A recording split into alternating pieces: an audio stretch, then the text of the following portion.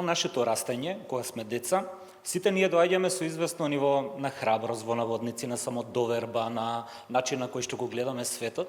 Јас сум имал ситуација, например, да се најдам од другата страна на работата, да бидам објектот што е исмеван, што е заплашуван и така натаму.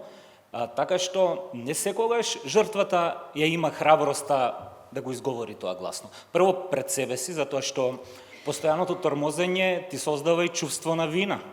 Чувство на, можеби, одвратност, недоволност и така натаму, тоа се веќе психолошки категории, се прашуваш, добро, мора нешто да не е во ред со самиот тебе, затоа што ти си метата, нели, во таа ситуација.